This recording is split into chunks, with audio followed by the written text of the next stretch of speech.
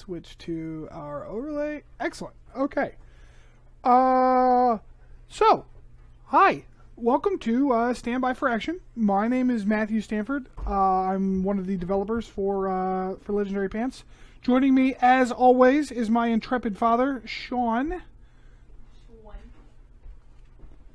That's he is forbidden to speak due to an ancient curse.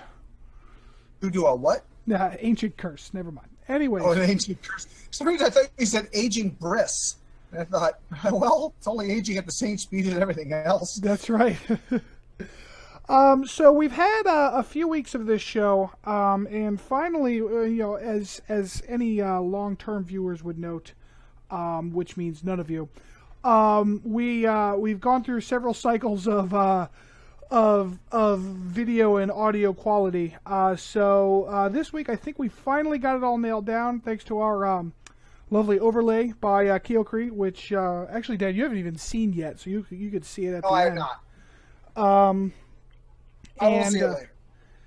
And so we will be sort of kicking the series off again, and this one is being recorded and will be used for YouTube purposes. We'll be putting a video up every week, hopefully on Wednesdays, of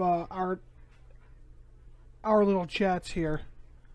Trying to make sure my child isn't exploding. Okay, so let's do a real brief introduction of ourselves. So as I said, my name is Matthew Stanford. I'm a developer with Legendary Pants.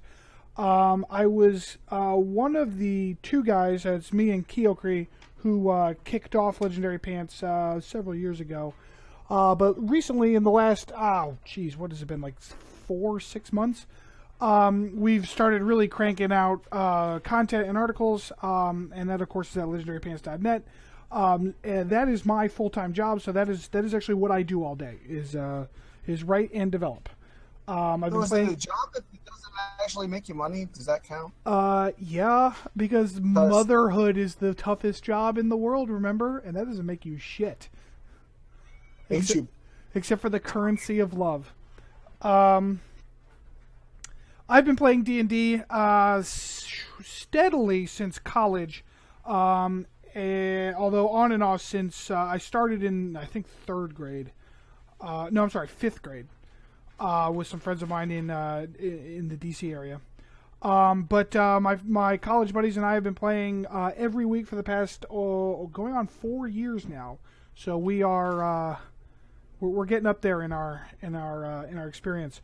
We've played probably a dozen different game systems, including D&D 1E, all the way up through 5th edition, which we're currently playing, EABA, Pathfinder, a couple other systems thrown in there that I don't even remember. I've played Fate, that Star Wars one that's dumb. Yeah. So that's me. And then, of course, joining me is Sean. Why don't you go ahead and say a few words there, Dad? I started playing D&D in 1981, right after joining the Marine Corps. So it was actually I had the D&D the box, the original. I can't remember what they call it now. But then we very quickly moved to AD&D at the time, and I played on and off for probably 5 or 6 or more years, actually more, and some fairly long-running campaigns that ran for like 8-9 months at a stretch a couple of times. So took a big break from it, just got other stuff going on, and then we started playing again a couple years ago with 4E. I didn't care for 4E. Oh, that makes you unusual. And 5E is a completely different animal, which is nice. However, the gap in my playing experience and the fact that my playing experience is very, both as a player and as a ref, is very heavily weighted for 1E, means that I think my perspective is probably a little different than really you or your friends for the most part, because your experience is actually a lot more varied than mine is. Yeah, my first edition that I actually started in was 3. This was before they pushed to 3.5. So yeah, I didn't start playing AD&D until my college buddies and I tried our hand at Osric. About Did you get him? Yeah, I think so. I believe next week we're gonna give you a pair of chopsticks, and we'd like you to try it that way. I got them in the house. I can just run in and get them.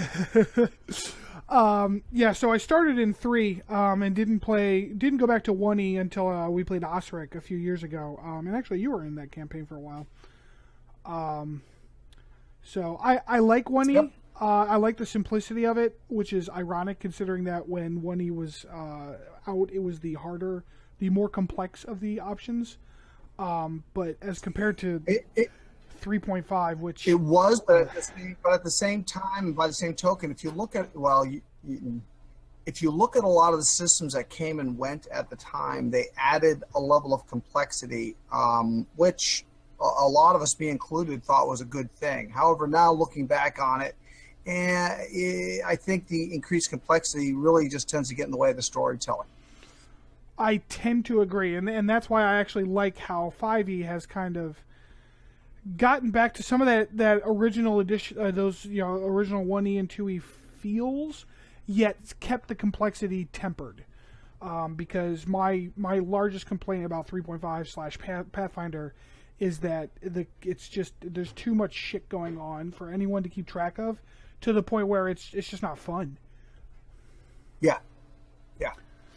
I'm not even completely sold on the whole feats concept. yeah. Then definitely don't try 3.5, because that's half your fucking character right there. A human fighter got feats like every other level. Yeah. Feats. Fuck. Anyways, so as I said, we're gonna kind of reintroduce these projects so that we can get this video up onto the YouTubes. I'd like to start with Project Arcana, and then we'll kick into 2050 after that. I figured each of us could take a jab at explaining one of those. So which would you prefer, Arcana or 2050?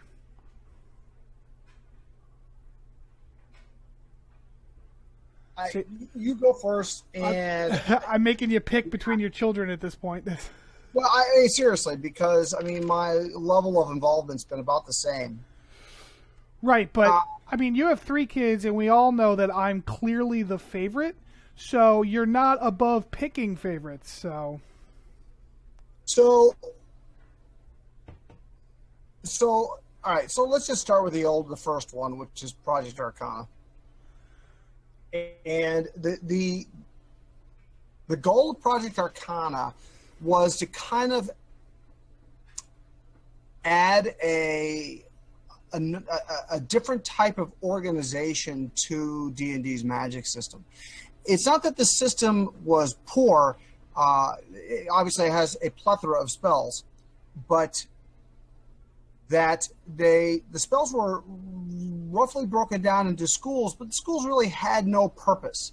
And I felt, and I think I talked you into thinking, that since there were schools, then the spells might as well be organized into a understandable, repeatable kind of categorization, and that eventually those categorizations, those schools should make a difference. Because even though there are X number of schools in 5e's magic system, they have no bearing on anything. They're just a loose organization. You might as well call them, lion, monkey, tiger, bear, and armadillo schools, because it makes no difference at all.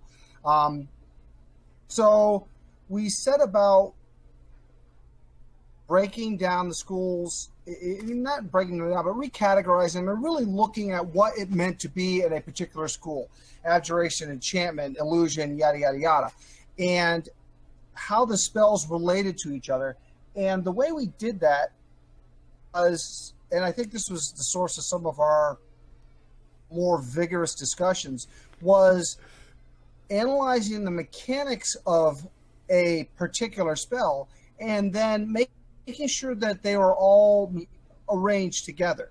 And I think the first one we really looked at was illusion, because I got major ass with Mirage Arcane and basically just gutted it like a fish, because the spell itself makes zero sense. So in order to make the discussion of Mirage Arcane and so on and so forth make sense, then we had to, again, go down into those mechanics.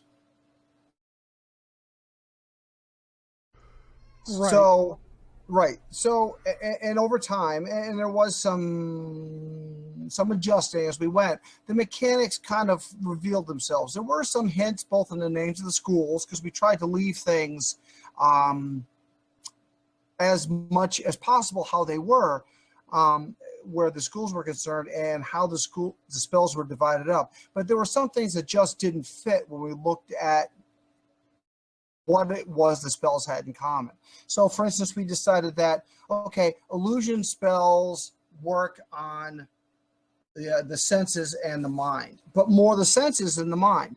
And they did this by basically tweaking the sensory systems in your brain, which is how we kind of led into some illusion spells actually pick nightmares out of your brain and then create the effect of being in those nightmares. So we said, okay, all this can be accomplished if you play with the sensory systems, hearing and sight and really taste and smell and touch, although that it really isn't touched on too much in any 5e magic that I can think of.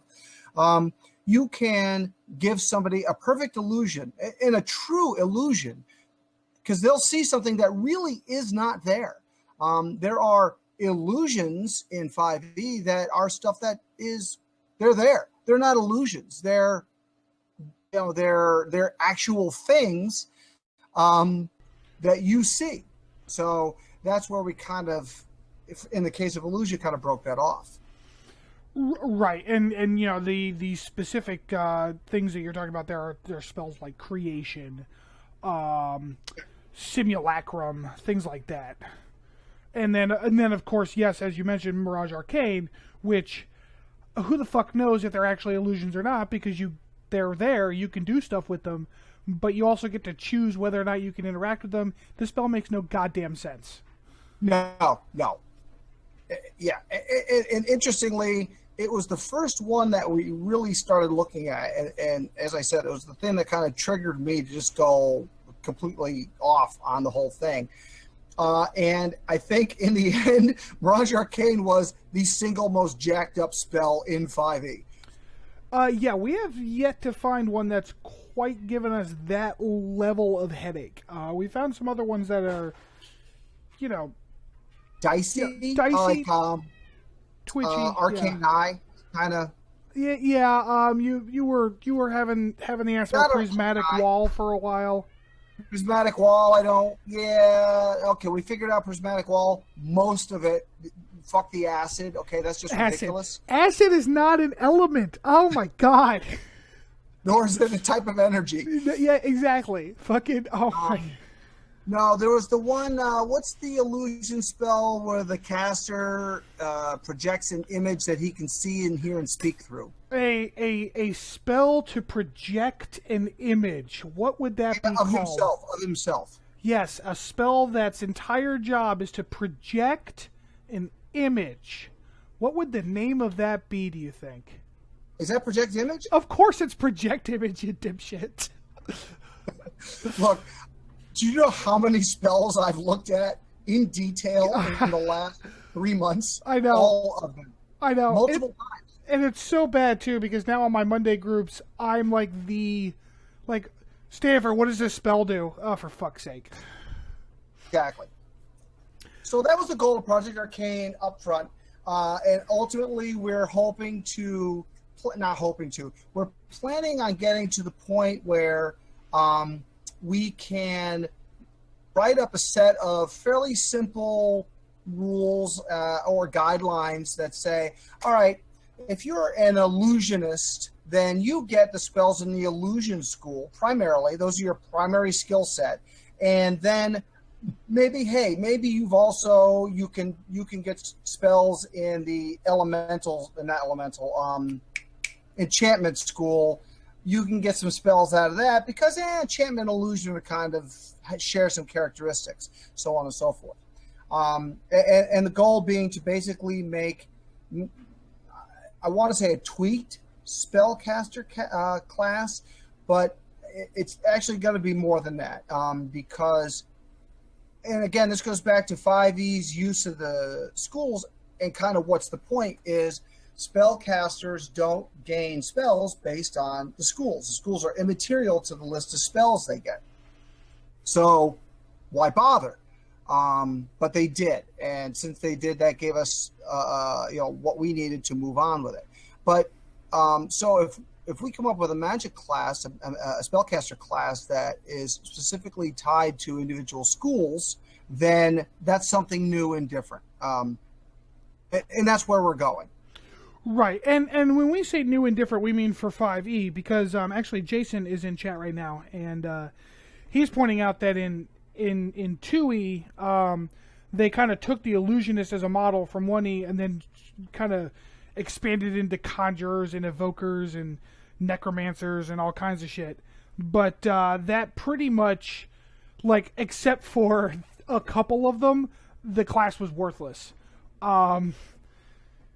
Which right. we're trying to avoid, because yes, I understand that there's only so much a diviner can do, other than just speak mysteriously like the Sphinx from Mystery Men.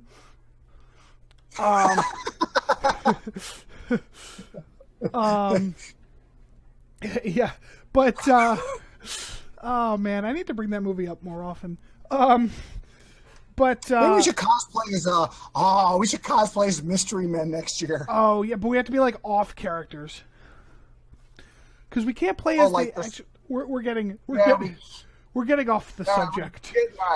But yeah, so as you said, the goal is to create some guidelines for making classes where you can actually restrict casters by their schools. The idea is not to be restrictive. The idea is to add flavor. Right now, it almost doesn't matter what school of wizard you are. A wizard is a wizard is a wizard. You get all the same spells. You get a couple of different abilities, but that's it. So it would be nice if a party had a party. Sorry, Jason's talking about Janine Garofalo in chat. You're baby bowler. Oh, Jason, we knew we loved he you. committed suicide. He threw himself down an elevator shaft and landed on some bullets. Did you ever think that was suspicious? So, and let me say, while we're talking about adding flavor and so forth, when I played World of Warcraft, and Matthew could vouch for this, I had a strong tendency to try and do things the hard way, like my God, like off spec. So my interest in doing things differently is it's an ongoing thing. Yeah, and I think that and it's actually pretty important because if you want to just play a game where you follow the rules and here's the rule book, play the game, you might as well play fucking Parcheesi. Like, the idea behind playing a tabletop role-playing game is that you can get into the character a little more. You can make these flavors, and those flavors can matter. I mean, a DM can easily craft a world where evocation magic is illegal, but the others aren't. And like that would be a very interesting world to play in, both as an evoker and as a non-evoker. So these are the things that we're trying to do. We're trying to take what WotC did with 5e, which is say, yeah, they're in schools because fuck, why not, and make it matter, and make it a tool that DMs and players can use to make their games better and more fun to play. More fun, really. Yeah. So yeah. Any closing points on Arcana before we get to 2050? Um, Other than to say that the first phase of Arcana is largely wrapped up. We need to go over it and double check everything, make sure it all ticks and ties. But I think we're pretty much done with that. I agree. My hope is to get the PDF of the Phase 1 Arcana out by the end of next week. Okay. I plan on pushing an article this week about, just kind of we're at the end of Phase 1. Here's kind of what we've done. This is what we're going to produce next week.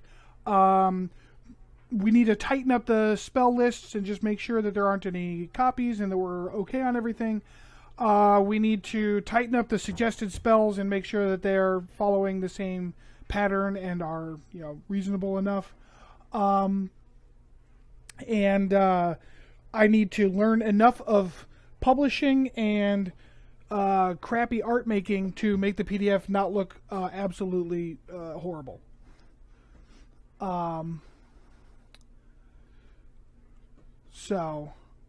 Wait, hold on. Jason says, one of the great things about Mage the Ascension. Mage the Ascension. I played Vampire. I did not play Mage. Was that all the magic was open-ended? That made a great system for players who had a lot of experience but didn't give the... Actually, if you like open-ended magic systems, check out EBA's Magic. EABA, the end-all, be-all role-playing system. It's their website's weird. It's hard to get to. It's like Black Rock Tactical Systems or some shit. Anyways, if you search EABA RPG, you'll find it. It's completely free for the basic rules, and the magic in that is all amorphous. Like, you kind of set the qualities and stuff. It's really tough to work with, but if you get a handle on it, you can do some kind of neat stuff. Yes. Yeah, it was tough to work with. Although I shouldn't be sending people to our competitors. Wasn't it Blackthorn Tactical or something like that? Yeah, Black Rock, or I think it's Black Rock. BRT is what I'm remembering. It's named after where they live in Virginia. Yes. Yeah, I got the impression it's some dude just does this in his spare time and at his place in Virginia. Yeah. And that saying that reminds me, there was, I can't remember if it was part of GURPS or shit. Oh, hold on, Dad. I think we just lost your sound. You still with me? Did you lose me? Oh. How about now? I can hear you now. Okay. It was maybe part of I want to call it the Challenger system, which I think was superhero role playing. But there was a method to add in balanced powers and spells. And since that got brought, since Scott brought that up, that is one of the stretch goals, I guess, for Arcana, is to make the mechanics of the magic make enough sense so that somebody could come in, create a spell that's balanced and functional and kind of works within the boundaries that have been established for magic. I mean, you can't just, you could, but if you're not careful, you can seriously launch your game or make a useless spell. I mean, having been involved, watched this stuff over the years, especially back in the heyday of Dragon magazine, people would roll out new stuff all the time. And a lot of times it was shit. Yeah, and that's not that is not a phenomenon relegated to the past. That is true of today as well.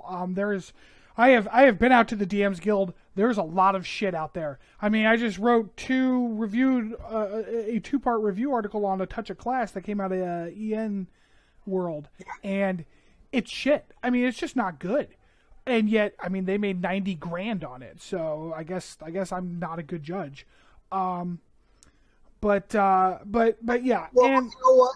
When you make $90,000, $5 or $10 at a time, I mean, that's coffee and a donut money, That's true.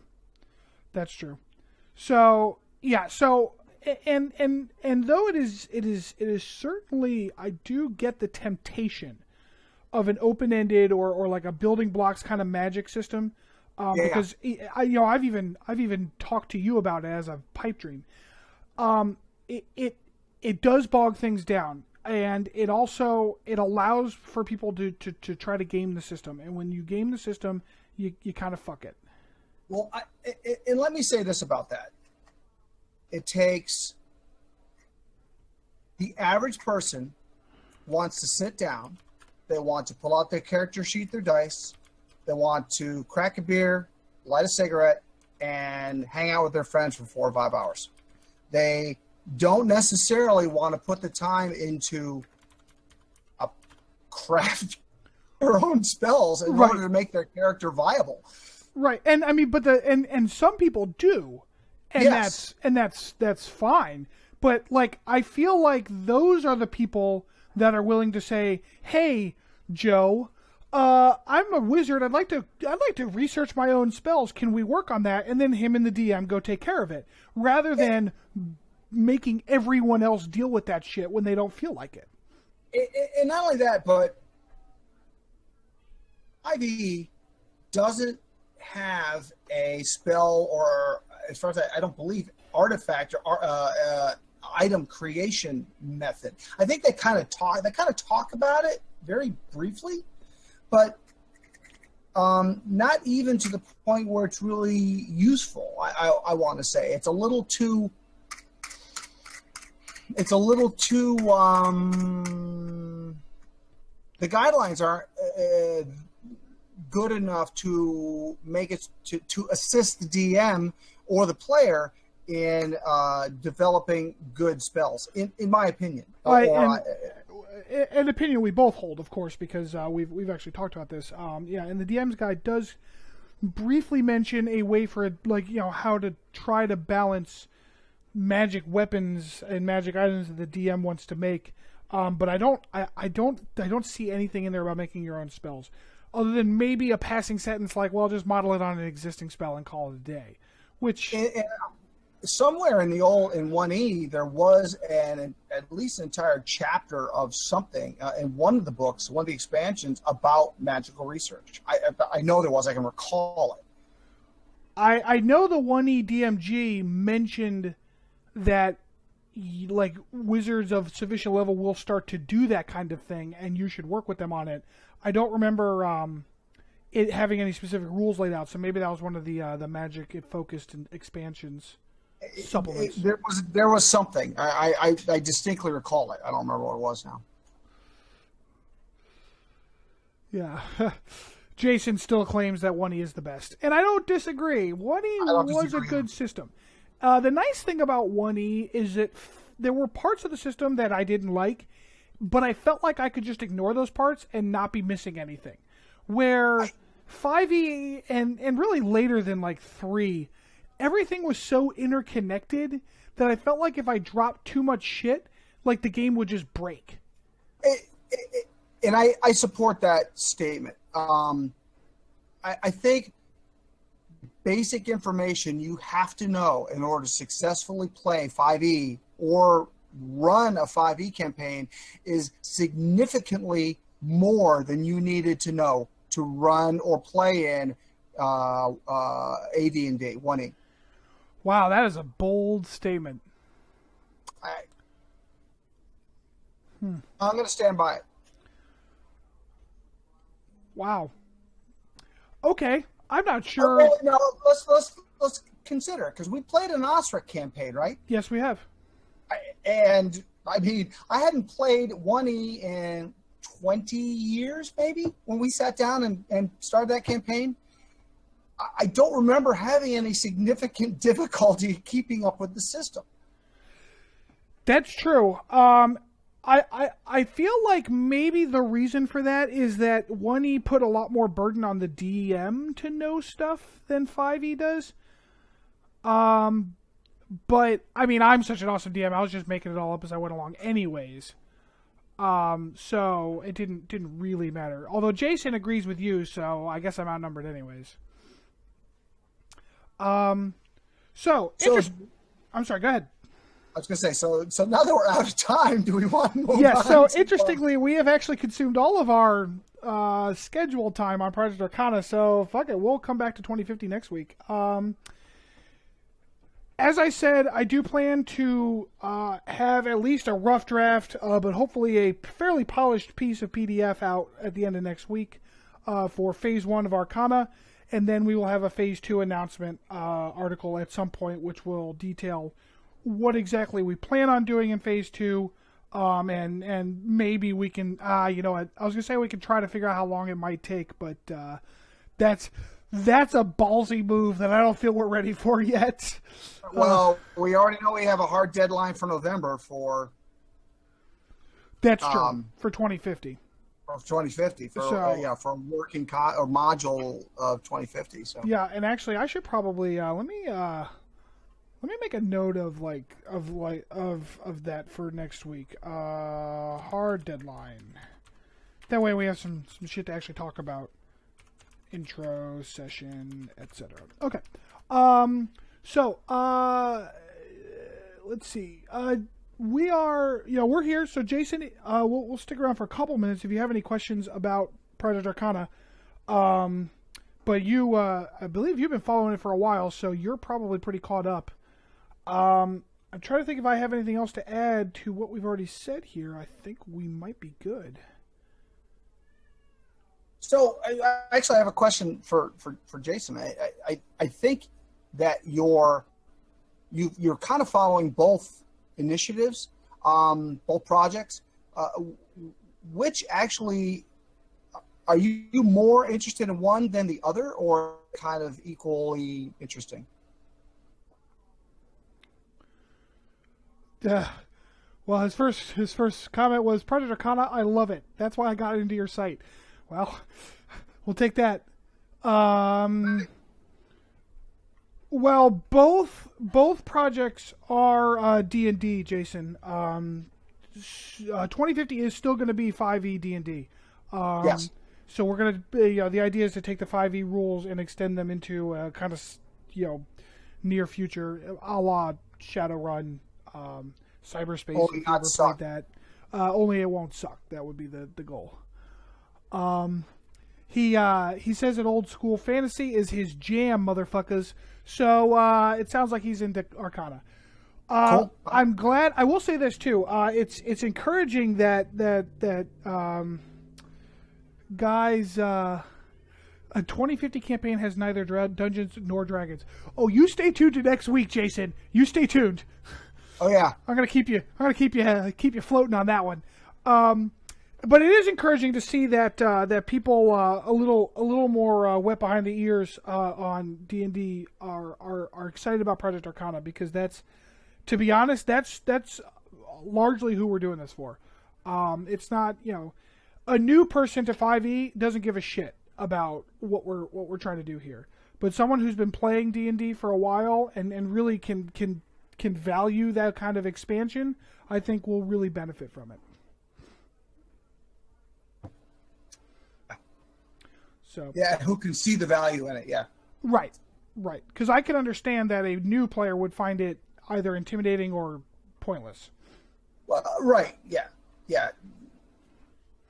So, all right. Well, we'll definitely wrap up the video, but I'll stick around and chat for a few minutes here, Jason. If you got anything else to talk about.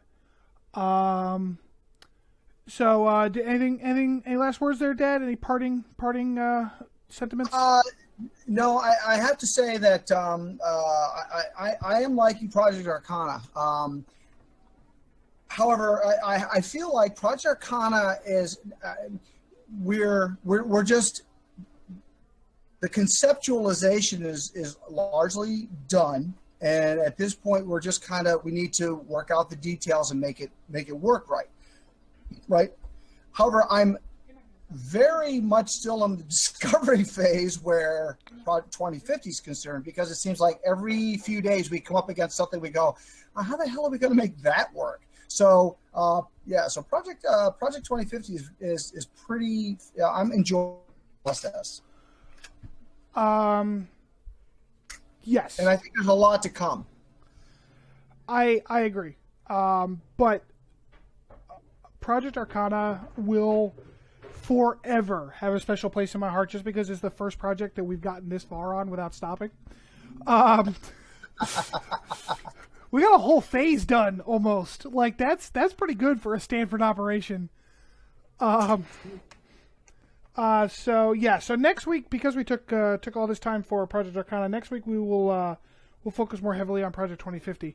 So this is going to YouTube, so I'll do my plugs. Of course, we'll have all of our links down in the comments.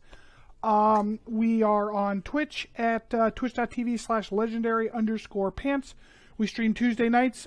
This show, Monday nights, we stream a live stream D&D session between me and my college buddies. On Thursdays during the day, I stream whatever the hell game I feel like playing that week, because we need 3 scheduled streams a week for some reason.